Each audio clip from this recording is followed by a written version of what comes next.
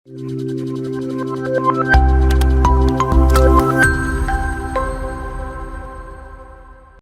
class, welcome to the IMC class 2. So, നമ്മൾ ആദ്യമേ ഒരു ഇൻട്രൊഡക്ടറി ക്ലാസ് ആയിരുന്നു നമ്മുടെ ഫസ്റ്റ് ക്ലാസ്സിൽ എടുത്തിരുന്നത്. ഫുൾ IMCയുടെ സിലബസിനെ പറ്റി പറഞ്ഞിരുന്നു. എന്തൊക്കെ കൺസെപ്റ്റ് ആയിരിക്കും നമ്മൾ പഠിക്കുക, എന്തൊക്കെ കൺസെപ്റ്റ് ആവും നമ്മൾ ഗ്രാസ്പ് ചെയ്യാന്നൊക്കെ നമ്മൾ കൃത്യമായിട്ട് അറിഞ്ഞിരുന്നു. ഇനി നമുക്ക് നോക്കാം unit number 1 introduction to IMC. എന്താണ് നമ്മൾക്ക് ഇൻട്രൊഡക്ഷനിൽ ഉള്ളതെന്ന് നോക്കാം. So first one is concept of IMC, difference between IMC and marketing communication, steps in IMC process, significance of promotion mix in IMC scheme, the method of promotion mix.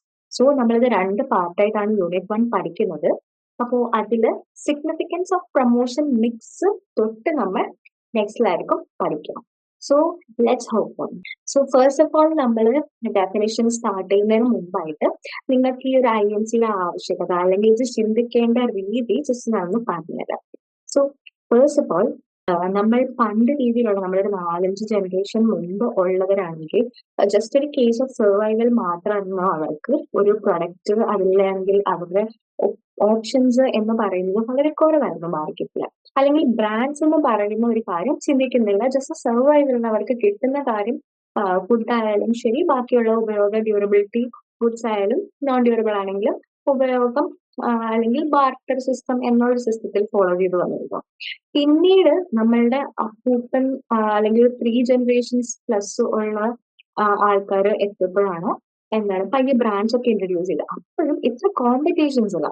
അവിടെ എന്ന് വെച്ചാൽ ഒരു പ്രൊഡക്റ്റിന് ഒരു ബ്രാൻഡ് അല്ലെങ്കിൽ 2 ബ്രാൻഡ് എന്നുള്ള രീതിയിൽ മാത്രം sustain ചെയ്ത് നിന്നൊരു മാർക്കറ്റിലായിരുന്നു നമ്മൾ. പിന്നീടാണ് നമ്മൾ ട്രെൻഡിലോട്ട് പോയിക്കൊണ്ടിരുന്നപ്പോൾ, അതായത് നമ്മുടെ ഒരു ജനറേഷൻസിലും നമ്മുടെ അച്ഛനമ്മമാരുടെ ജനറേഷന് ഒക്കെ എത്തിക്കഴിഞ്ഞപ്പോൾ മൾട്ടിപ്പിൾ ബ്രാൻഡ്സ് അപ്പോൾ ഒക്കെ തന്നെ മൾട്ടിപ്പിൾ ബ്രാൻഡ്സ് ഭയങ്കര കോമ്പറ്റീഷൻ ഒക്കെ ഉണ്ടായിരുന്നു. സോ പണ്ട് ആ ഒരു കാലഘട്ടത്തില് നമുക്ക് ഇറങ്ങിയിരുന്ന ഒരു ബ്രാൻഡിന്റെ പേരിലായിരിക്കും ചിലപ്പോൾ ഒരു പ്രൊഡക്റ്റ് അറിയുന്നത്. ഫോർ എക്സാമ്പിൾ നമ്മൾ നേരത്തെ ഒക്കെ കാണാം, നൂഡിൽസ് എന്ന് പോയി ഒരു മാർക്കറ്റിലും നമ്മൾ ചെന്ന് ചോദിക്കില്ല മാഗി ഉണ്ടോ ചേട്ടാ എന്നായിരിക്കും ആദ്യം ചോദിക്കുന്നത്. അതേപോലെ തന്നെ നമ്മൾ അതേ സമയത്തുള്ള അച്ഛന്മാര് അപ്പന്മാർ അമ്മമാരൊക്കെ നീലം ഉണ്ടോ എന്നല്ല ഉജാല ഉണ്ടാവോ എന്നാണ് ചോദിക്കാറ്. അപ്പൊ ആ ഒരു ഉജാല എന്ന് പറയുന്നത് ജ്യോതി ലബോറട്ടറി ഇതിന്റെ ഒരു ബ്രാൻഡിന്റെ പേര് മാത്രമാണ് ഈ പറയുന്ന ഉജാല എന്ന്. അതിന്റെ ശരിക്കുള്ള പ്രൊഡക്റ്റ് അല്ലെങ്കിൽ ആ ഒരു ഗുഡിന്റെ പേരെന്ന് പറയുന്നത് എന്താണ്, നീലമാണ്. So that's what the differences. അവിടുന്ന് നമ്മൾ ഇപ്പൊ എത്തി നിൽക്കുന്ന ഒരു സിറ്റുവേഷൻ എന്ന് പറഞ്ഞു കഴിഞ്ഞാൽ മൾട്ടിപ്പിൾ ബ്രാൻഡ്സ് ഉണ്ട്, മൾട്ടിപ്പിൾ പ്രോഡക്ട്സ് ഉണ്ട്, പല കാറ്റഗറീസിലായിരുന്നു ആണ് വരുന്നത്. ഒരു ഉപ്പ് തന്നെ എടുത്തു കഴിഞ്ഞാൽ നമുക്കറിയാം പല പ്രൈസ് റേഞ്ചിലും പല വെറൈറ്റീസിലും പിങ്ക് സോൾട്ട് അല്ലെങ്കിൽ പിന്നെ ക്രിസ്റ്റൽ സോൾട്ട് അല്ലെങ്കിൽ അയോഡൈസ് നോൺ അയോഡൈസ് അങ്ങനെ പലതരം സോൾട്ട്സ് തന്നെ നമുക്ക് അവൈലബിൾ ആണ്. ആൻഡ് ആസ് വെൽ ആസ് നമ്മൾ പണ്ട് രീതിയിൽ റേഡിയോയിലും ടിവിയിലും പത്രങ്ങളിലുമായിട്ട് മാത്രം കണ്ടുകൊണ്ടിരുന്ന അഡ്വർടൈസ്മെന്റ്സ് ആണ് ഇപ്പം ഏറ്റവും കൂടുതൽ ഓൺലൈൻ മീഡിയാസിലും അതേപോലെ തന്നെ പ്രൊമോഷണൽ വീഡിയോസിലായിട്ടൊക്കെ നമ്മൾ കാണാറ്.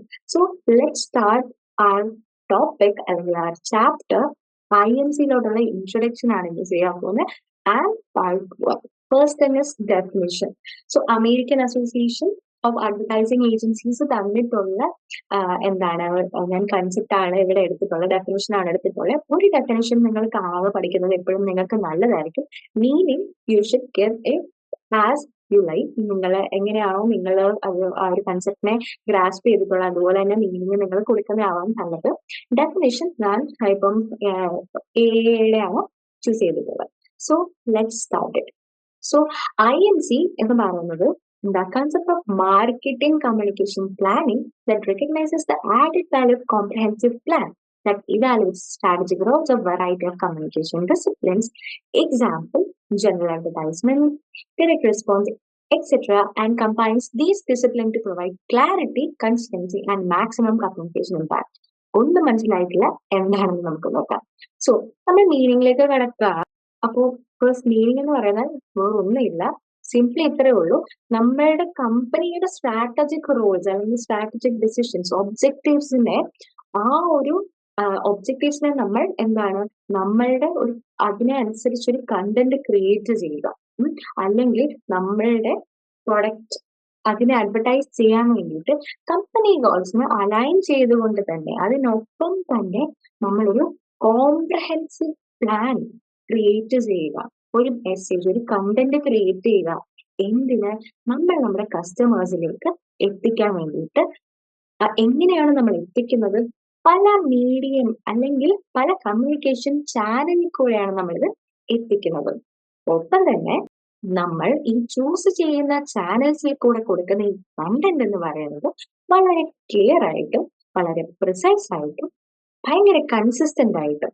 ക്ലിയർ എന്ന് പറഞ്ഞാൽ മെസ്സേജ് കൊടുക്കാൻ ആഗ്രഹിക്കുന്ന മെസ്സേജ് ക്ലിയർ ആയിരിക്കണം, ആൾക്കാർക്ക് മനസ്സിലാകണം. അതേപോലെ തന്നെ കൺസിസ്റ്റന്റ് നിരന്തരമായി നമ്മൾ എന്താണ് കമ്മ്യൂണിക്കേറ്റ് ചെയ്തുകൊണ്ടേയിരിക്കണം. അതേപോലെ തന്നെ നമ്മൾ എന്താണ് ഒരു യൂണിഫൈഡ് ബ്രാൻഡ് എക്സ്പീരിയൻസ് അവർക്ക് കൊടുക്കണം. അവർക്കൊരു എന്താണ് നമ്മളുടെ ബ്രാൻഡ് എന്തുകൊണ്ട് ഇമ്പോർട്ടന്റ് ആണ്, ബാക്കിയുള്ള കോമ്പറ്റീറ്റേഴ്സിനെ വെല്ലുന്ന പോലത്തെ ഒരു പ്രൊഡക്റ്റ് ആണെന്ന് അവർക്ക് തോന്നും. സോ ദിസ് ഇസ് ഫോർ IMCയുടെ concept is about. So IMC എന്ന് പറയുന്നത് integrates all forms of communication across different marketing channels. പറഞ്ഞല്ലോ, ഒരുമിച്ച് പ്രവർത്തിപ്പിക്കുക എല്ലാ കമ്മ്യൂണിക്കേഷൻ ചാനൽസ്, അതായത് നമ്മളുടെ ഓൺലൈൻ പ്ലാറ്റ്ഫോംസ് ആയിക്കോട്ടെ, ഓഫ്ലൈൻ പ്ലാറ്റ്ഫോംസ് ആയിക്കോട്ടെ, അതായത് TV, റേഡിയോ, പോസ്റ്റേഴ്സ്, അതേപോലെ ന്യൂസ് പേപ്പേഴ്സിൽ കൊടുക്കുന്ന അഡ്വർടൈസ്മെന്റ്സ് ആയിക്കോട്ടെ, ക്ലിപ്പ് ബോർഡ്സിൽ കൊടുക്കുന്ന അഡ്വർടൈസ്മെന്റ്സ് ആയിക്കോട്ടെ, അല്ലാതെ റോഡ്സിലും സൂപ്പർ മാർക്കറ്റ്സിലും ഒക്കെ വെച്ചിട്ടുള്ള അഡ്വർടൈസ്മെന്റ്സ് ആയിക്കോട്ടെ, ഒപ്പം തന്നെ online medias like YouTube, Facebook, അതേപോലെ ഇൻസ്റ്റഗ്രാം, എല്ലാത്തിലും ഇതുപോലെയുള്ള എല്ലാ വെബ്സൈറ്റ്സ്, എല്ലാത്തിലും ത്രൂ ഉള്ള നമ്മുടെ അഡ്വർടൈസ്മെന്റ്സ് എന്താണ് അവർ പറയുന്നത്? ഒരു യൂണിഫൈഡ് ആയിട്ടുള്ള ഒരു ബ്രാൻഡ് എക്സ്പീരിയൻസ് കൊടുക്കണം നമ്മുടെ കസ്റ്റമേഴ്സിന്. Then joint planning, execution, coordination. ഈ പറയുന്ന എല്ലാ ചാനൽസിലും നമ്മൾ ഒരേ അഡ്വർടൈസ്മെന്റ് അല്ല കൊടുക്കേണ്ടത്, അത് ഡിഫറെന്റ് ആയിക്കോട്ടെ, ബട്ട് അതിന്റെ ഉള്ളടക്കം, അതിന്റെ ആ ഒരു കണ്ടന്റ് നമ്മളുടെ കമ്പനിയുടെ കണ്ടന്റുമായിട്ട് ഒത്തുപോകുന്നത്, ആ ഒരു എയിമിനെ ഫോളോ ചെയ്ത് പോകുന്നത് ആയിരിക്കണം എന്നാണ് പറയുന്നത്. പിന്നെ നമ്മൾ ഏതൊരു അഡ്വർടൈസ്മെന്റ് ക്രിയേറ്റ് ചെയ്താലും അത് എങ്ങനെയായിരിക്കണം? കസ്റ്റമേഴ്സിന്റെ ഇഷ്ടാനുസാരം കസ്റ്റമേഴ്സിനെ എന്താണ് ആക്ച്വലി ആ ഒരു അഡ്വർടൈസ്മെന്റുമായിട്ട് റെസ്പോണ്ട് ചെയ്യാൻ, അല്ലെങ്കിൽ അവർ ആ ഒരു അഡ്വർടൈസ്മെന്റ് കണ്ടു കഴിഞ്ഞാൽ പെട്ടെന്ന് ഇത് വാങ്ങിയാൽ എനിക്ക് ഉപയോഗപ്രദം ആകും എന്നുള്ളൊരു കാര്യം അവർക്ക് മനസ്സിലാകാം. ഫോർ എക്സാമ്പിൾ പറയണം, വുമൻസ് ഹോർലിക്സ് എന്ന് പറഞ്ഞൊരു സാധനമാണ്. 30+ ആൾക്കാർക്ക് വേണ്ടിയിട്ട് അവര് വുമണിന് വേണ്ടിയിട്ട് ആ ഒരു ടാർഗറ്റ് ചെയ്ത് ഉണ്ടാക്കുന്ന ഒരു കാര്യമാണ് അത്. അപ്പോൾ അവർ ഏറ്റവും കൂടുതൽ ആ വുമൺ കസ്റ്റമേഴ്സിൽ എങ്ങനെയാണ് അഡ്വർടൈസ്മെന്റ് കൊണ്ട് പെർസ്യൂ ചെയ്യുന്നതെന്ന് കണ്ടിട്ടുണ്ടോ? ആ ഒരു അഡ്വർടൈസ്മെന്റ് കാണിക്കുന്ന പെട്ടെന്ന് താഴേക്ക് അവർ സാധനം എടുക്കാൻ കുനിയുമ്പോഴേക്കും നടുവിന് വേദന, ജോയിന്റിന്റെ പെയിൻ, സോഫ നീക്കാൻ പോകുമ്പോൾ ഉള്ള ആ ഒരു പിക്ചറൈസേഷൻ. അപ്പൊ അതൊക്കെ കാണുമ്പോൾ പെട്ടെന്ന് നമുക്ക് അല്ലെ അമ്മമാർക്ക് എന്താണ് റിലേറ്റ് ചെയ്യാൻ കഴിയും. അപ്പൊ കസ്റ്റമേഴ്സിന്റെ ഉള്ളിൽ ഓക്കെ, ഇത് ഹെൽപ്പ് ചെയ്യും നമ്മളെ കുറെ വിധത്തിൽ ഈ ഒരു നടുവേദന അല്ലെങ്കിൽ നമ്മുടെ ഹെൽത്ത് ഒക്കെ ഒന്ന് കോൺഷ്യസ് ആയിട്ട് വെക്കാനും ഒക്കെ അവർക്ക് ഹെൽപ്പ് ചെയ്യും. ആ ഒരു പ്രൊഡക്റ്റ് ഹെൽപ്പ് ചെയ്യുമ്പോൾ ഒരു അവയർനെസ് കൊണ്ടുവരികയാണ് ചെയ്യുന്നത്, അല്ലെ? അപ്പൊ അതാണ് ആ ഒരു കാര്യമാണ് ആക്ച്വലി റെസ്പോണ്ട് ചെയ്യുക എന്ന് പറയുന്നത്. ആ ഒരു വെബ്സൈറ്റിൽ ഒരു പരസ്യം കണ്ടാൽ നമ്മൾ അതിനെ എൻക്വയറി നടത്തണം, നമ്മളത് വാങ്ങണം. അതാണ് അവർ ഉദ്ദേശിക്കുന്നത്. Next, focus of definition. എന്താണ് ഡെഫിനിഷൻ ഫോക്കസ് ചെയ്യുന്നത് എന്നുള്ളത് നമ്മൾ ശ്രദ്ധിച്ചു പഠിക്കേണ്ടതാണ്. നമ്മൾ എന്തായാലും മീനിങ് എഴുതുമ്പോൾ ഉറപ്പായിട്ടും ഈ ഒരു 3 പോയിന്റ് ഇൻക്ലൂഡ് ചെയ്തിരിക്കണം. ഫസ്റ്റ് പറയുന്നത്, സെൻട്രൽ തീം എന്ന് തന്നെ പറയുന്നത് പെർസുവേഷൻ ആണ്. പെർസുവേഷൻ എന്താണ്? നമ്മൾ പെർസ്യൂ ചെയ്യുക, ഒരാളെ പ്രേരിപ്പിക്കുക ഒരു കാര്യം വാങ്ങാൻ വേണ്ടിയിട്ട്. കൺവിൻസ് ചെയ്യണം നമ്മൾ നമ്മളുടെ കസ്റ്റമേഴ്സിനെ. നിങ്ങൾ ഇത് വാങ്ങിയാൽ നിങ്ങൾക്ക് ഇന്ന ബെനിഫിറ്റ്സ് ഉണ്ട്, നിങ്ങൾക്ക് പെട്ടെന്ന് അതിന്റെ റിസൾട്ട് കിട്ടും എന്നൊക്കെ പറഞ്ഞുള്ള ഒരു പെർസുവേഷൻ ആണ് നമ്മളവിടെ നടത്തുന്നത്. സെക്കൻഡ് എന്ന് പറയുന്നത് ഇഫക്റ്റീവ് IMC, അതായത് ഇഫക്റ്റീവ് ആയിട്ടുള്ള ഈ ഒരു കോംപ്രഹെൻസീവ് ആയിട്ട് നമ്മൾ എല്ലാം കൂടെ ഒരുമിച്ച് ഈ ഒരു ടൂൾസ്, കമ്മ്യൂണിക്കേഷൻ ടൂൾസ് അല്ലെങ്കിൽ മീഡിയംസ് എല്ലാം യൂസ് ചെയ്ത് കഴിഞ്ഞാൽ എന്താണ് പെട്ടെന്ന് നമ്മുടെ കമ്പനിക്ക് ഒരു റിസൾട്ട് കിട്ടും. അപ്പൊ അതാണ് അത് നമ്മുടെ കമ്പനിയുടെ ഗോളുമായിട്ട് അലൈൻ ചെയ്തിട്ടുണ്ട്. എല്ലാം വെവ്വേറെയാണതല്ല, കമ്പനിയുടെ ഗോളുമായിട്ട് ഈ IMCയുടെ കണ്ടന്റും മെസ്സേജും എല്ലാം റിലേറ്റ് ചെയ്ത് നിൽക്കണം. തേർഡ് പോയിന്റ് എന്താ പറയുന്നത്? Alter perceptions and behaviour. ആരെ പറ്റിയാണ് ഇവിടെ പറയുന്നത്? നമ്മുടെ കസ്റ്റമേഴ്സിനെ ഓൾട്ടർ എന്ന് വെച്ചാൽ നമ്മൾ ചേഞ്ച് ചെയ്യുക, മാറ്റുക. പെർസെപ്ഷൻ ചിന്താഗതി. അതേപോലെ ബിഹേവിയർ സ്വഭാവം എന്ന് പറയുന്നത് ആൾക്കാരൊക്കെ ഒരു ഐറ്റം യൂസ് ചെയ്ത് ചിലപ്പം അവർക്ക് അത് ആദ്യത്തെ വട്ടം യൂസ് ചെയ്തപ്പം ഒരു ബാഡ് എക്സ്പീരിയൻസ്, ഒരു കസ്റ്റമർ സർവീസ് ലഭിച്ചില്ല എന്ന് വെച്ചു. അപ്പോൾ നമുക്ക് എന്താണ് പൊതുവേ നമ്മുടെ കസ്റ്റമേഴ്സിന് ഒരു മനസ്സിലൊരു തൃപ്തി ഉണ്ടാവില്ല. സോ ആ ഒരു പെർസെപ്ഷൻ മാറ്റുക. നമ്മൾ നമ്മുടെ ഐറ്റത്തെ റീലോഞ്ച് ചെയ്യുക, പ്രൊഡക്റ്റ് റീലോഞ്ച് ചെയ്തു, നിങ്ങൾക്ക് നല്ല എക്സ്പീരിയൻസ് പ്രൊവൈഡ് ചെയ്യുന്നു എന്നൊക്കെ പറഞ്ഞ് അവരുടെ ഒരു മിസ്കൺസെപ്ഷൻ അല്ലെങ്കിൽ അവരുടെ ആ ഒരു ചിന്താഗതി അതിനെ മാറ്റുക എന്നുള്ള കാര്യമാണ് നമ്മളുടെ ഡെഫിനിഷനിൽ ഫോക്കസ് ചെയ്യുന്നത്. Next is integrated marketing communication process. നമ്മൾക്ക് ഇനി പഠിക്കാനുള്ളത് ഇന്റഗ്രേറ്റഡ് മാർക്കറ്റിംഗ് പ്രോസസ്. എങ്ങനെയാണ് IMCയുടെ ഒരു പ്രോസസ്സിനെ ക്യാരി ചെയ്യുന്നത്, എങ്ങനെയാണ് നമ്മൾ ഇത്രയും പല വിധത്തിൽ കിടക്കുന്ന കമ്മ്യൂണിക്കേഷൻ ടൂൾസ് അല്ലെങ്കിൽ ടെക്നിക്സ് അല്ലെങ്കിൽ ഈ പറയുന്ന ചാനൽസിനെ മീഡിയത്തിനെ എല്ലാം എങ്ങനെയാണ് ഒരുമിപ്പിക്കുക എന്നുള്ളൊരു കൺഫ്യൂഷൻ എല്ലായിടത്തും ഉണ്ട്. അപ്പൊ അത് എങ്ങനെയാണ് നമ്മൾ ചെയ്യുക എന്നുള്ളതാണ് നമ്മളിവിടെ എക്സ്പ്ലെയിൻ ചെയ്യാൻ പോകുന്നത്. സോ IMCയുടെ പ്രോസസ് എന്ന് പറയുന്നത് ഫസ്റ്റ് സ്റ്റാർട്ട് ചെയ്യുന്നത് നമ്മൾ identification of target market segments ആണ്. അപ്പൊ ടാർഗറ്റ് മാർക്കറ്റ് സെഗ്മെന്റ് എന്ന് വെച്ചാൽ എന്താണ്? നമ്മുടെ മാർക്കറ്റ് എന്ന് പറയുന്നത് വളരെ വലുതാണ്. പല തരത്തിലുള്ള കസ്റ്റമേഴ്സ് ഉണ്ട്, പല സ്വഭാവമുള്ള, പല ഏജ് ഗ്രൂപ്പ് ഉള്ള, പല ടേസ്റ്റും പ്രിഫറൻസും ഉള്ള കസ്റ്റമേഴ്സ് നമ്മളുടെ മാർക്കറ്റിലുണ്ട്. സോ നമ്മളുടെ പ്രൊഡക്റ്റിന് ഏറ്റവും ആപ്റ്റ് ആയിട്ടുള്ള ആൾക്കാർ ആരാണ്, ഏതാണ് എന്ന് നമ്മൾ അതിനെ ഐഡന്റിഫൈ ചെയ്യേണ്ടതാണ്. ഫോർ എക്സാമ്പിൾ ഒരു സെർലാക്കിന്റെ പാക്കേജ് എന്തായാലും നമ്മൾ കിഡ്സിന്റെ സെക്ഷനാണ്. അപ്പൊ നമ്മൾ എയിം ചെയ്യുന്നത് എന്താണ്? കിഡ്സിന്റെ സെക്ഷനെയാണ് നമ്മുടെ മാർക്കറ്റ് സെഗ്മെന്റ് ആയിട്ട് നമ്മൾ എയിം ചെയ്യുന്നത്. പിന്നെ അവിടെയും ഉണ്ട് ന്യൂ ബോൺ ആയിട്ടും ഇൻഫൻസ് ആയിട്ടും, പിന്നെ അതായത് 1 to 4 years വരെയുള്ള സെർലാക്കും അങ്ങനെ പീഡിയാഷ്യൂർ പോലെയുള്ള ഐറ്റങ്ങൾ നമ്മൾ കണ്ടിട്ടുണ്ട്. അപ്പൊ അങ്ങനെയുള്ള സാധനങ്ങളൊക്കെ നമ്മൾ ഏജ് വൈസ് കാറ്റഗറൈസ് ചെയ്ത് അതും സെഗ്മെന്റഡ് ആക്കിയിട്ടുണ്ട്. അപ്പൊ ബയേഴ്സിന്റെ പ്രിഫറൻസ്, അവരുടെ സ്വഭാവം പഠിച്ച് നമ്മൾ അവരുടെ ടേസ്റ്റ് എന്താണ്, അവർക്ക് എന്താണ് ആഗ്രഹം എന്ന് നമ്മൾ ആദ്യമേ നോക്കുക. എന്നിട്ട് നമ്മൾ ശരിക്കും നമ്മളുടെ ബയേഴ്സിന്റെ ആഗ്രഹം അറിഞ്ഞു വേണം നമ്മുടെ പ്രൊമോഷൻ തയ്യാറാക്കാൻ വേണ്ടിയിട്ട്, പ്രൊമോഷന്റെ ഗോൾസ് തയ്യാറാക്കാൻ വേണ്ടിയിട്ട്. സോ ഫസ്റ്റ് നമ്മൾ ടാർഗറ്റ് മാർക്കറ്റ് സെഗ്മെന്റ് ആണ് ഐഡന്റിഫൈ ചെയ്യേണ്ടത്. സെക്കൻഡ് എന്ന് പറയുന്നത് അസർട്ടൈൻ കമ്മ്യൂണിക്കേഷൻ ഒബ്ജക്റ്റീവ്. ഏത് രീതിയിൽ ഏതൊക്കെ ചാനലിൽ കൂടെ നമ്മൾ നമ്മളുടെ ആൾക്കാരെ ബന്ധപ്പെടാൻ പറ്റും, അവരിൽ ഒരു അവയർനെസ് അല്ലെങ്കിൽ അവരെ നമ്മളുടെ പ്രൊഡക്റ്റിനെ പറ്റി അറിയിക്കാൻ പറ്റും എന്നുള്ളതാണ് നമ്മളുടെ അടുത്ത ഒബ്ജക്റ്റീവ്. സോ ഈ കമ്മ്യൂണിക്കേഷൻ ഒബ്ജക്റ്റീവ് ശരിക്കും നമ്മൾ ഡിസൈഡ് ചെയ്യേണ്ട ഈ ഒരു ടാർഗറ്റിനെ നമ്മൾ മാർക്കറ്റ് സെഗ്മെന്റ് ടാർഗറ്റിനെ നമ്മൾ ഓൾറെഡി ഐഡന്റിഫൈ ചെയ്ത് കഴിഞ്ഞു. ഒപ്പം തന്നെ നമ്മൾ അവരുടെ ബൈയിങ് പ്രിഫറൻസും കാര്യങ്ങളും എല്ലാം മനസ്സിലാക്കി. അപ്പൊ കസ്റ്റമേഴ്സിന്റെ ആ ഒരു എക്സ്പെക്ടേഷൻ മീറ്റ് ചെയ്യാൻ പാകത്തിനുള്ള നമ്മൾ പ്രൊഡക്റ്റ് ഉണ്ടാക്കി. എന്നിട്ട് നമ്മൾ ഈ ഒരു ഗോൾസിനെ നമ്മളുടെ പ്രൊമോഷന്റെ സ്ട്രാറ്റജീസ് ആയിട്ട് മാറ്റാണ്. പ്രൊമോഷന്റെ തന്ത്രം ഏതൊക്കെ രീതിയിൽ നമ്മൾ വാക്കുകൊണ്ട് അല്ലെങ്കിൽ നമ്മുടെ മെസ്സേജ്, നമ്മുടെ കണ്ടന്റും കൊണ്ട് എത്രത്തോളം നമുക്ക് നമ്മുടെ കസ്റ്റമേഴ്സിനെ കൺവിൻസ് ചെയ്യാം എന്നുള്ളൊരു കാര്യമാണ് നമ്മൾ ഇവിടെ കമ്മ്യൂണിക്കേഷൻ ഒബ്ജക്റ്റീവ്സിൽ സെറ്റ് ചെയ്യുന്നത്. ഓക്കെ, അപ്പോൾ ആ ഒരു ഒബ്ജക്റ്റീവ് സെറ്റ് ചെയ്യുമ്പോൾ എന്തൊക്കെ കാര്യങ്ങളാണ് നമ്മൾ ഇൻക്ലൂഡ് ചെയ്യേണ്ടതെന്നും കൂടെയാണ് ഇവിടെ നോക്കേണ്ടത്. അപ്പൊ ഫസ്റ്റ് പറയുന്ന അവയർനെസ്.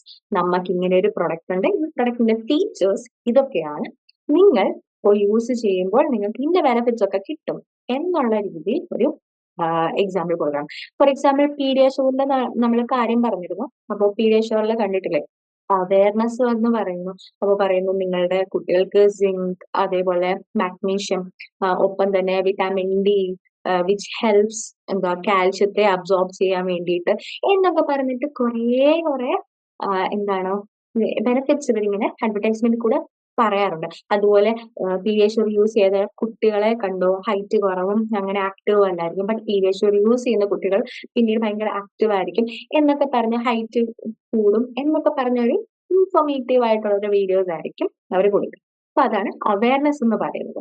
ഒപ്പം തന്നെ കോമ്പറ്റേറ്റീവ് അഡ്വാൻറ്റേജിനെ പറ്റി പറയാമെങ്കിൽ കോമ്പറ്റേറ്റീവ് അഡ്വാൻറ്റേജ് എന്ന് വെച്ചാൽ എക്സിസ്റ്റിംഗ് ആയിട്ടുള്ള നമ്മുടെ മാർക്കറ്റില് നമ്മളുടെ പ്രൊഡക്റ്റ് നമ്മുടെ കോമ്പറ്റീറ്റേഴ്സിന്റെ പ്രൊഡക്റ്റിനേക്കാൾ എത്ര നന്നായിട്ട് നമുക്ക് മാർക്കറ്റ് ക്യാപ്ചർ ചെയ്യാൻ പറ്റും, അല്ലെങ്കിൽ എന്തൊരു അഡ്വാൻറ്റേജ് ആണ്, ഒരു നോൺ കോപ്പിയിങ് ആയിട്ടുള്ള എന്ത് ഫീച്ചർ ആണ് ഉള്ളതെന്നാണ് അവിടെ കോമ്പറ്റേറ്റീവ് അഡ്വാൻറ്റേജ് നമുക്ക് തരുന്നത്. അതായത് കൂടുതൽ കസ്റ്റമേഴ്സിനെ അട്രാക്ട് ചെയ്യും നമ്മുടെ പ്രൊഡക്റ്റിലേക്ക്. അപ്പൊ അതാണ് കോമ്പറ്റേറ്റീവ് അഡ്വാൻറ്റേജ് എന്ന് പറയുന്നത്.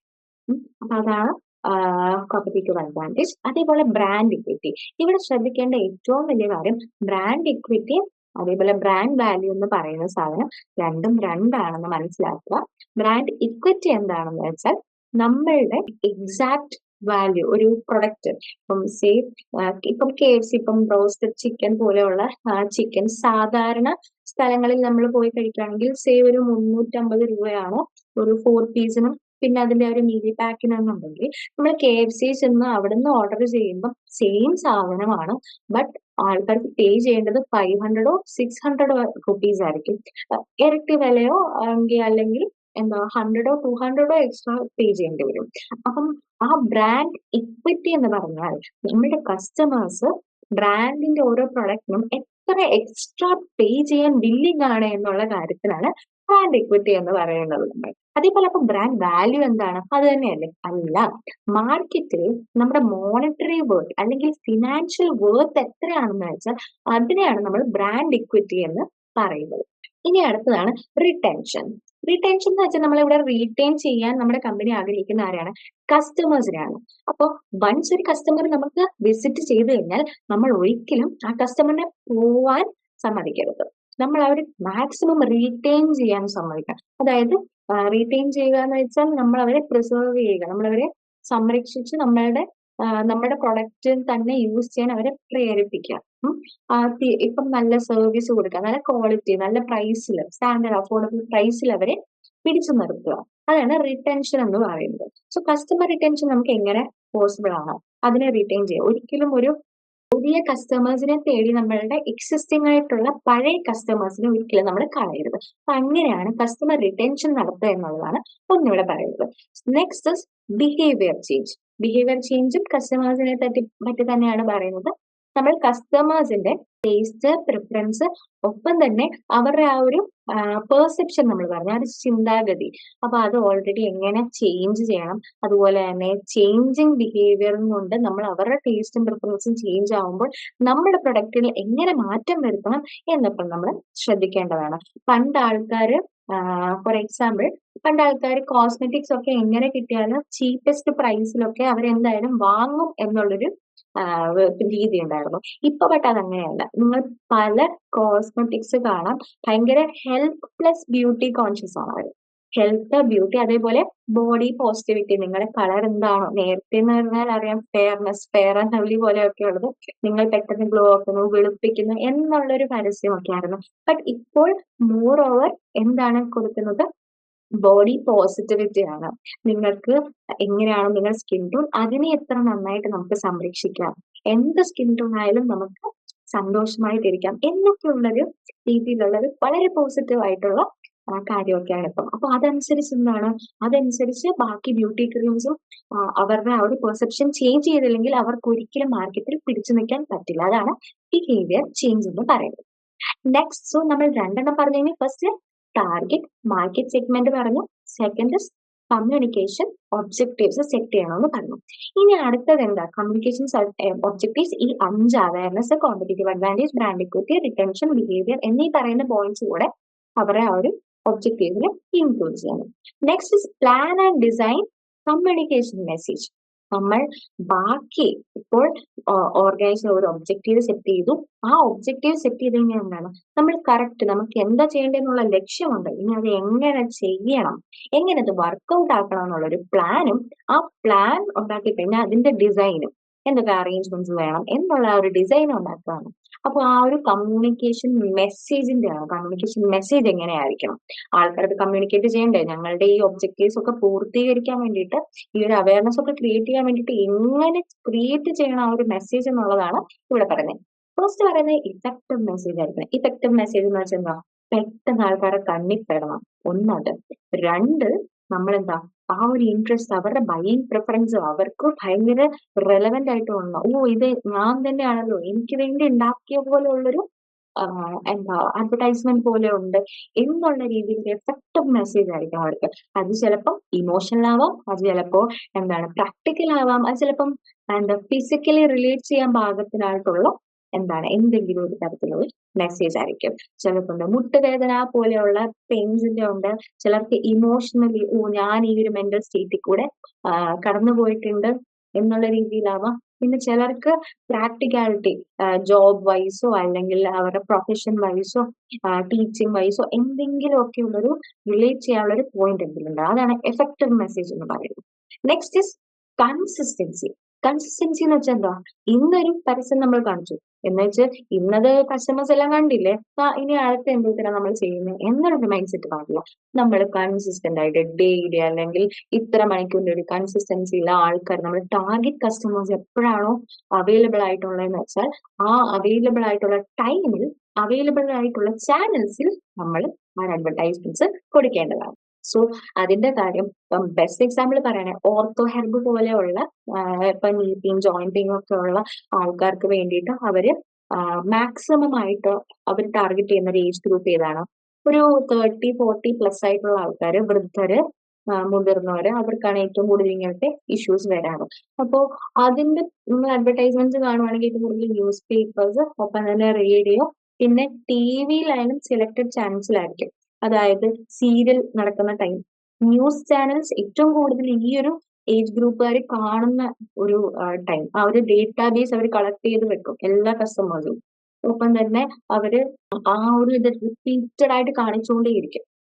അപ്പോൾ ഈ ഒരു കൺസിസ്റ്റൻസി ആൾക്കാരെ കോൺസ്റ്റന്റ് ആയിട്ട് റിമെയിൻ ചെയ്തുകൊണ്ടിരിക്കും. നിങ്ങൾക്ക് ഈ ഒരു പ്രശ്നമുണ്ട്, നിങ്ങൾ ഞങ്ങളുടെ പ്രൊഡക്റ്റ് വാങ്ങും, നിങ്ങൾക്ക് റിസൾട്ട് ഉറപ്പായിട്ടും ഉണ്ടാവും. ആ ഒരു പ്രോമിസിങ് സ്റ്റേറ്റ്മെന്റ് 10 വട്ടം കാണുമ്പോഴേക്കും ഒരു വട്ടം എങ്കിലും ഒരു കസ്റ്റമർ ചിന്തിക്കുന്നത്. അപ്പൊ അതാണ് ഇവിടെ കൺസിസ്റ്റൻസി എന്ന് പറയുന്നത്. അപ്പൊ നമ്മൾ ഫസ്റ്റ് പറഞ്ഞ കാര്യം എന്താണ്? നമ്മളുടെ IMC പ്രോസസ്സിൽ ടാർഗറ്റ് മാർക്കറ്റ് സെഗ്മെന്റ് പറഞ്ഞു.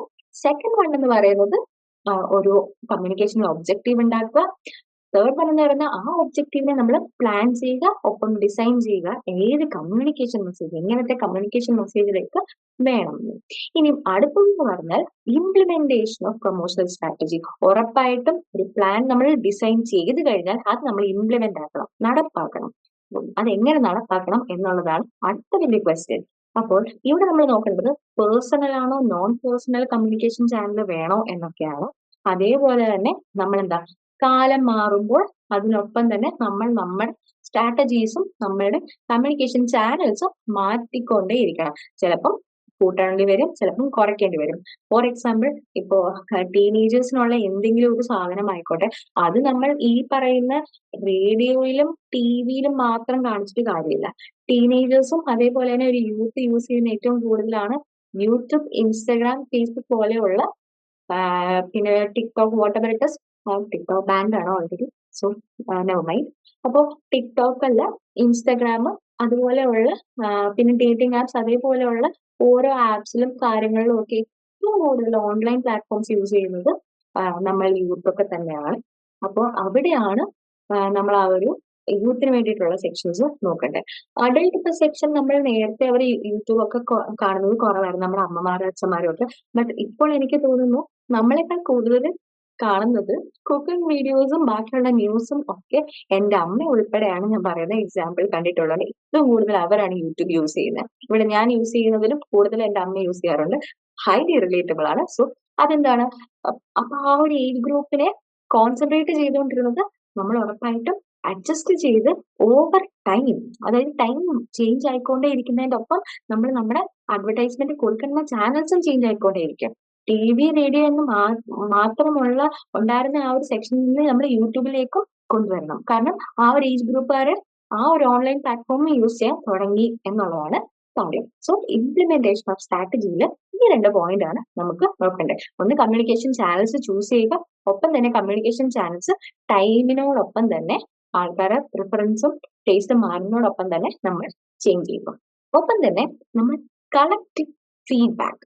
ഇപ്പൊ നെക്സ്റ്റ് നമ്മൾ സ്ട്രാറ്റജി ഇംപ്ലിമെന്റ് ചെയ്തു, നമ്മളുടെ പ്ലാൻ ഇംപ്ലിമെന്റ് ചെയ്ത് കഴിഞ്ഞാൽ എന്താണ് സ്ട്രാറ്റജി കളക്ടിങ് ഫീഡ്ബാക്ക്. നമ്മൾ ഫീഡ്ബാക്ക് കളക്ട് ചെയ്യണം. ഫീഡ്ബാക്ക് കളക്ട് ചെയ്യുക എന്ന് വെച്ചാൽ എന്താണ്, നമ്മൾ ഒരു കാര്യം ചെയ്തു, ഒരു പ്ലാൻ ഉണ്ടാക്കി എല്ലാം ചെയ്തു കഴിഞ്ഞു, അത് എഫക്റ്റീവ് ആയോ, ആൾക്കാർക്ക് ഉപയോഗപ്രദമായോ, കമ്പനിക്ക് അത് ആ ഒരു വിസിറ്റ് അല്ലെങ്കിൽ ആ ഒരു വ്യൂ, ആ ഒരു അഡ്വർടൈസ്മെന്റ് കണ്ട ആ ഒരു വ്യൂ നമുക്ക് സെയിൽസ് ആയിട്ട് കൺവേർട്ട് ആയോ എന്നൊക്കെ നമ്മൾ അറിയണ്ടേ.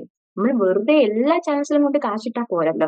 നമ്മളിപ്പോ എക്സ്പെക്ട് ചെയ്യുന്ന അത്ര സെയിൽസ് നമുക്ക് ആ ഒരു പ്ലാറ്റ്ഫോമിൽ നിന്ന് കിട്ടിയില്ല എന്നുണ്ടെങ്കിൽ ഇറ്റ് ഈസ് ബെറ്റർ ആ ഒരു കോസ്റ്റിനേക്കാൾ കോസ്റ്റ് കവർ ചെയ്യുന്ന രീതിയിലെങ്കിലും നമുക്കൊരു സെയിൽസ് കിട്ടിയില്ലെങ്കിൽ നമ്മൾ അവിടെ ഇൻവെസ്റ്റ് ചെയ്യുന്നതിൽ കാര്യമില്ല. അപ്പൊ നമ്മൾ എന്താണ് ആ ഒരു പർട്ടിക്കുലർ ചാനലിൽ നിന്ന് നമ്മൾ വിഡ്രോ ചെയ്യുകയാണ് ചെയ്യേണ്ടത്. അല്ലെങ്കിൽ എന്താണ് ലാക്ക് ചെയ്യുന്നത് നോക്കിയിട്ട് അതിനെ കോമ്പൻസേറ്റ് ചെയ്യുന്ന പോലെ ഒരു ഡിസിഷൻ നമ്മൾ എടുക്കുകയാണ് ചെയ്യേണ്ടത്. സോ കളക്ടിങ് ഫീഡ്ബാക്ക്, നമ്മൾ സർവേ കണ്ടക്ട് ചെയ്യണം.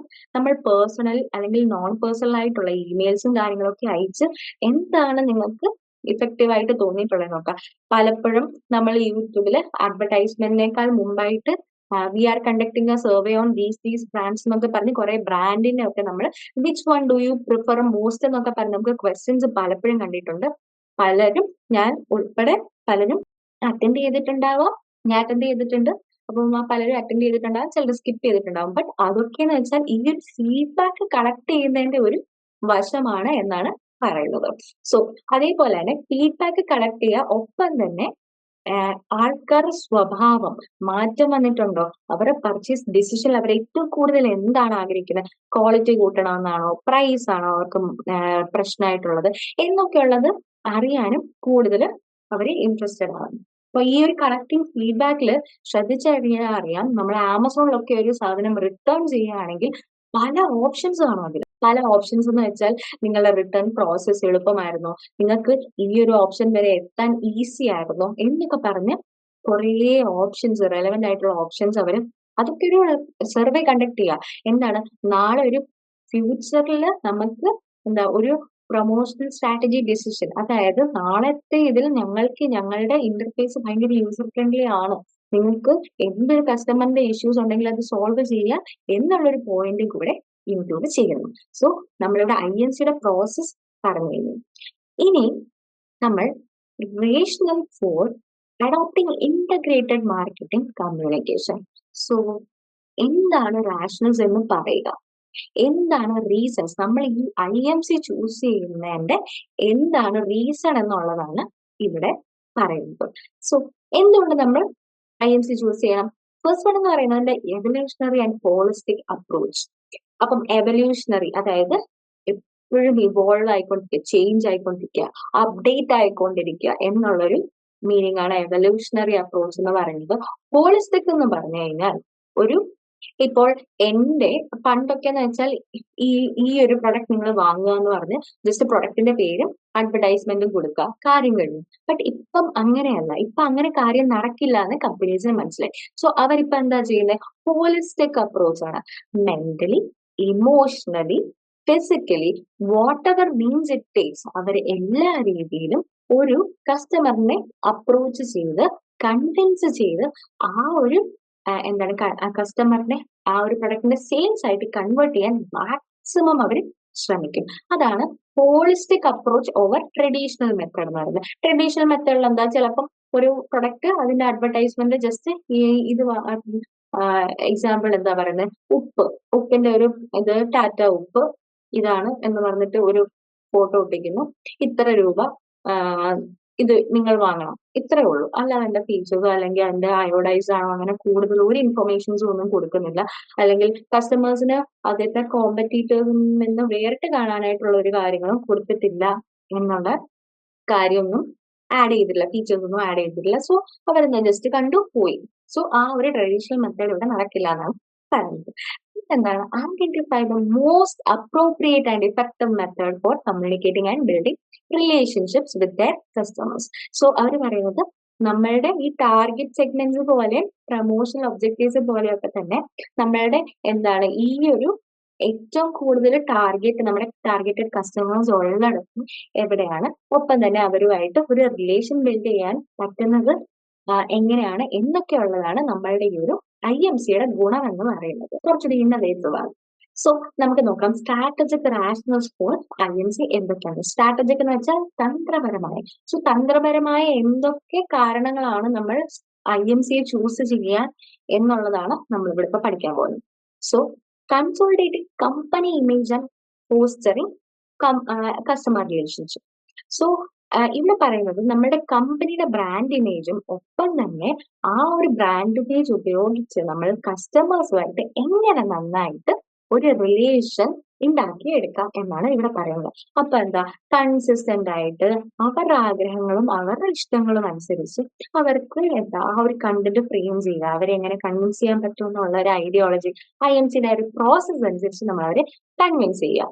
ആ കൺവിൻസിംഗ് ആയിട്ട് ഇപ്പൊ മെസ്സേജ് നമ്മൾ എടുത്തു കഴിഞ്ഞാൽ അല്ലെങ്കിൽ കണ്ടന്റ് ക്രിയേറ്റ് ചെയ്ത് കഴിഞ്ഞാൽ നമ്മൾ എന്താണ് ഇത് ഏതൊക്കെ പോസിബിൾ മീഡിയംസ് ഉണ്ടോ അവരെത്താൻ, ആ ഒരു ടാർഗറ്റ് കസ്റ്റമേഴ്സിലേക്ക് എത്താൻ അവിടെ കൂടെ എല്ലാം കണ്ടിന്യൂസ് ആയിട്ട് നമ്മൾ മെസ്സേജ് അയച്ചുകൊണ്ടേയിരിക്കും അവരുമായിട്ട്.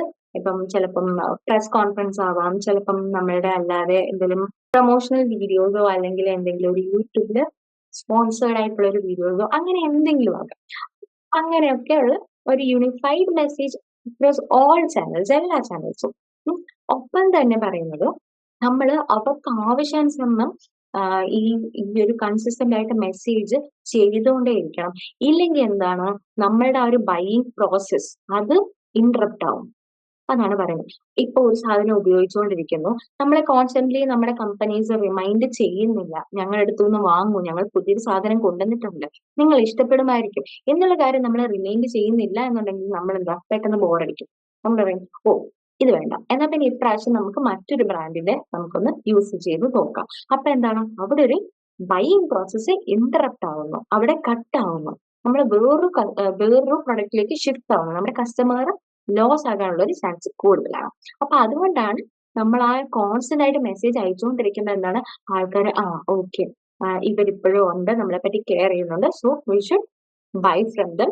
സോ അതുകൊണ്ട് എന്താണ്, നമ്മൾ കസ്റ്റമേഴ്സിനെ റീറ്റെയിൻ ചെയ്യുന്നു, ഒപ്പം നമ്മുടെ പ്രോഫിറ്റ് കൂടിക്കൊണ്ടേയിരിക്കുന്നു. Next is reduce confusion of the product.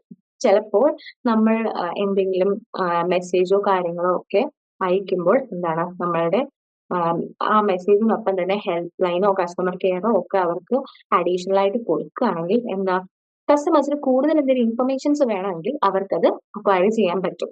അവർക്ക് ചിലപ്പം എന്തെങ്കിലുമൊക്കെ ഇഷ്യൂസ് കാണും, അല്ലെങ്കിൽ ഒരു പ്രൊഡക്റ്റിന്റെ ഡൗട്ട് അല്ലെ മോർ ഡീറ്റെയിൽസ് ഒക്കെ ഭയങ്കര ആവശ്യമായിരിക്കും. അപ്പം ഇപ്പൊ കണ്ടിട്ടില്ലേ, ആമസോൺസിലൊക്കെ ആണെങ്കിൽ നമ്മൾ നമ്പർ വെച്ച് രജിസ്റ്റേർഡ് ആണെങ്കിൽ നമുക്ക് എപ്പോഴും ഡെലിവറിയുടെയും അല്ലാതെ നമ്മൾ കാർട്ടിൽ ആഡഡ് ആയിട്ടുള്ള സാധനങ്ങൾക്ക് നോട്ടിഫിക്കേഷൻസ് വന്നുകൊണ്ടേയിരിക്കും. അപ്പൊ അതെന്താണ്, നമ്മളെ ഹെൽപ്പ് ചെയ്യും ആ ഒരു കൺഫ്യൂഷൻസും അൺസർട്ടനിറ്റീസും ഒക്കെ മാറ്റി ആ ഒരു ബാക്ക് ടു ബാക്ക് നമ്മുടെ ആ ഒരു പ്രൊഡക്റ്റിന്റെ ഇതിൽ തന്നെ കണ്ടിന്യൂ ചെയ്ത് നിൽക്കാൻ വേണ്ടിയിട്ട് നമുക്ക് ആ ഒരു അൺക്ലിയർ ആയിട്ടുള്ള കാര്യങ്ങളൊക്കെ മാറ്റും. നിങ്ങൾ ഞങ്ങളുടെ പ്രൊഡക്റ്റ് തന്നെ യൂസ് ചെയ്താൽ മതി, ആ ഒരു രീതിയിൽ ഞങ്ങൾ ഉണ്ട്, നിങ്ങളുടെ കൂടെ ഉണ്ട്, ഞങ്ങൾ സപ്പോർട്ട് ചെയ്യുന്നുണ്ട് എന്നുള്ള ഒരു രീതിയിൽ അവർ കൊണ്ടുവരും. അതേപോലെ തന്നെ എപ്പോഴും ഇൻഫോംഡ് ആയിട്ട് വെക്കുക നമ്മുടെ കസ്റ്റമേഴ്സിനെ.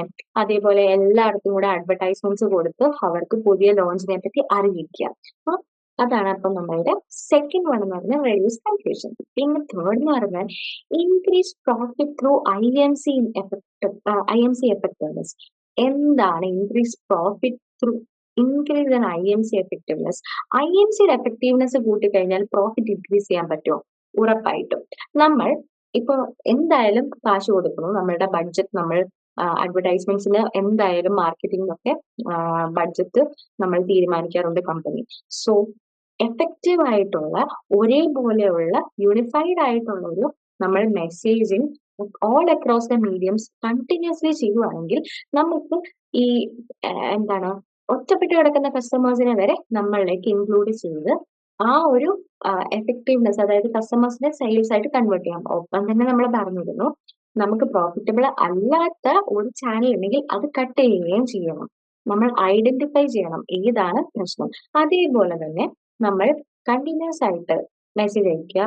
ഒപ്പം തന്നെ ഡിസ്ജോയിന്റഡ് കമ്മ്യൂണിക്കേഷൻസ് വളരെയധികം എന്താണ് അവോയ്ഡ് ചെയ്യാൻ നോക്കുക. ഡിസ്ജോയിന്റഡ് എന്ന് വെച്ചാൽ ഒരു അണ്ടർസ്റ്റാൻഡിംഗ് ഇല്ലാത്ത, നമ്മളുടെ പ്രൊഡക്റ്റിന്റെ കൺസെപ്റ്റിനെ പറ്റി തീരെ ഒരു ബന്ധമില്ലാത്ത രീതിയിലുള്ള ഡിസ്ജോയിന്റഡ് കമ്മ്യൂണിക്കേഷൻസ് ഒഴിവാക്കുക. അതൊക്കെയെന്ന് വെച്ചാൽ കസ്റ്റമേഴ്സിന്റെ ഇംപ്രഷൻ ഭയങ്കരമായിട്ട് ചേഞ്ച് ആവും.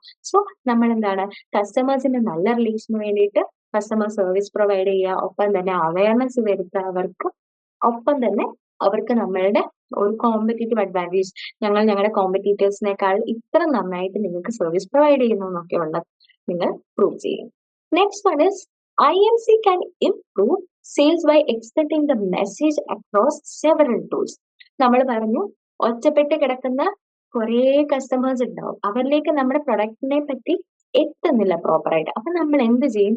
അവരെ ഐഡന്റിഫൈ ചെയ്യുക. അവർ യൂസ് ചെയ്യുന്ന ഏറ്റവും കൂടുതൽ കമ്മ്യൂണിക്കേഷൻ ടൂൾസ്, അവരിലേക്ക് എത്താൻ പറ്റുന്ന മീഡിയംസ് എന്തൊക്കെയാണ്? ചിലപ്പം പാംപ്ലെറ്റ്സ് ആയിരിക്കാം, ചിലപ്പം എന്താണ് പോസ്റ്റേഴ്സ് ആയിരിക്കാം, മാഗസീൻസ് ആയിരിക്കാം. അപ്പൊ അങ്ങനെ അവര് റീഡ് ചെയ്യുന്ന ഏതെങ്കിലും ഒരു ഓൺലൈൻ ന്യൂസ് പേപ്പർ ആയിരിക്കാം.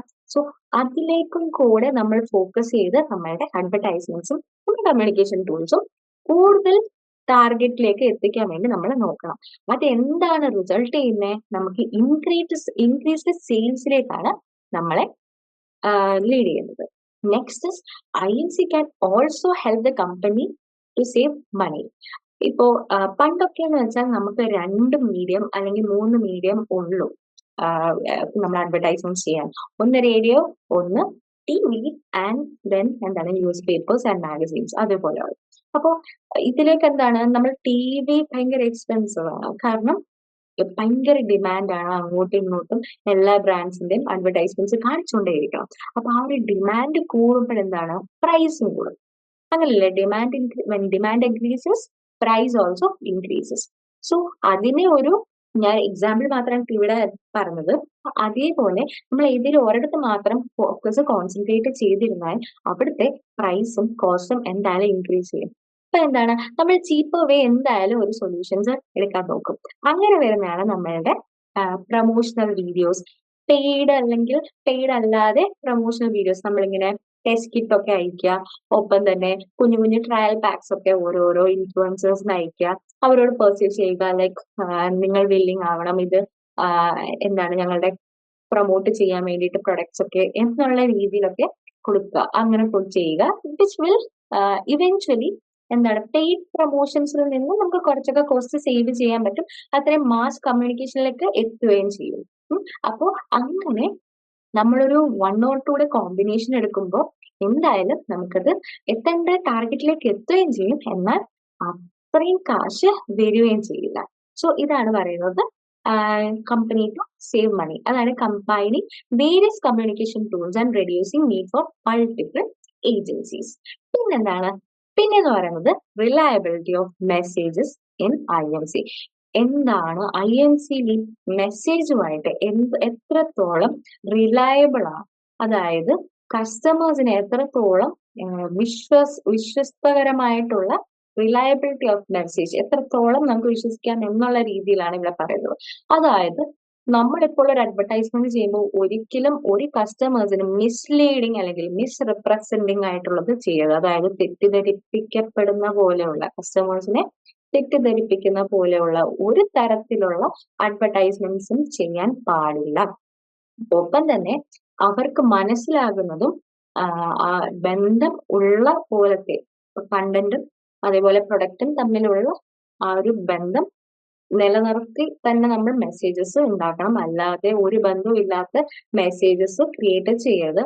പിന്നെ കോൺസ്റ്റന്റ്ലി നമ്മൾ മെസ്സേജ് അയക്കുമ്പം ആ ഒരു ഫിക്സ്ഡ് ഇന്റർവെൽസ് നമ്മൾ പഠിക്കണം. നമ്മുടെ കസ്റ്റമേഴ്സ് ഇറിറ്റേറ്റ് ആവുന്നത് എപ്പോഴാണ്, ഇറിറ്റേറ്റ് ആവാത്തത് എപ്പോഴാണ് എന്നുള്ള രീതിയിൽ എത്ര ഇന്റർവെൽസിൽ അയച്ചാൽ അവർക്ക് റിമൈൻഡർ ആയിട്ട് വർക്ക് ചെയ്യും.